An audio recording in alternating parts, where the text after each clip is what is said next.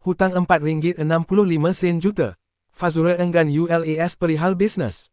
Agak sulit. Sebelum kita melangkah jauh, yang belum lagi subscriber, apa kata anda subscriber dan tekan butang loceng untuk notifikasi video selanjutnya? Pelakon dan usahawan terkenal, Nur Fazura memilih untuk tidak mengulas panjang berhubung dakwaan syarikatnya berhutang sebanyak RM4.65 juta kepada pembekal tudung. Menurut Fazura atau nama sebenarnya Nur Fazura Sharifuddin, 42. Beliau menyerahkan sepenuhnya isu berkenaan kepada peguam untuk diselesaikan mengikut saluran undang-undang. Fazura dan syarikat adalah dua entiti berbeza. Tentang syarikat saya tak boleh nak komen banyak kerana urusan syarikat. Apa yang berlaku dalam syarikat, saya tak boleh kongsikan. Saya harap orang boleh faham bahawa Fazura berbeza daripada syarikat. Cabaran dalam perniagaan adalah perkara biasa. Bisnes saya bukannya bisnes kecil. Saya rasa semua usahawan pasti faham setiap cabaran dalam perniagaan. Tetapi seperti yang saya katakan, apa yang saya lalui dalam syarikat, saya tak boleh ceritakan pada umum. Saya hutang ke, orang hutang saya ke. Perkara ini agak sulit untuk dikongsikan. Tetapi kita sudah serahkan kepada pihak peguam untuk tindakan. Katanya ketika ditemui pada pelancaran lagu terbaharunya, berjudul luar biasa di Ibu Negara semalam. 8 bulan kebelakangan ini, apa sahaja yang saya tak lalui. Jadi, kalau ditanya sama ada saya terkesan, sudah tentu sedikit sebanyak saya rasa.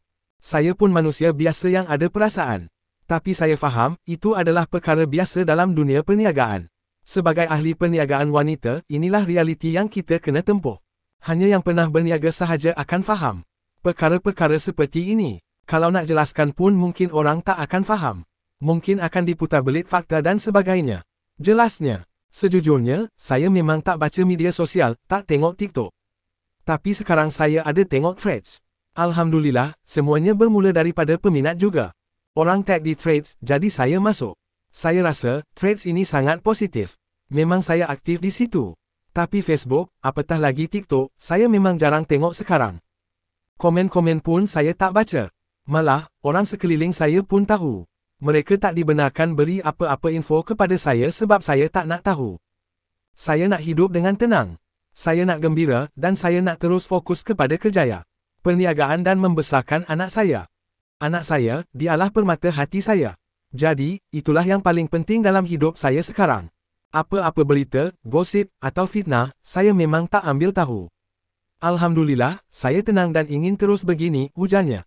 Sebelum ini, media melaporkan syarikat pengilang tudung milik Oboh Holding Sendirian Berhad iaitu Felin Malaysia mendakwa syarikat milik Fazura, Pink Fat Sendirian Berhad, masih berhutang hampir RM4.65 juta.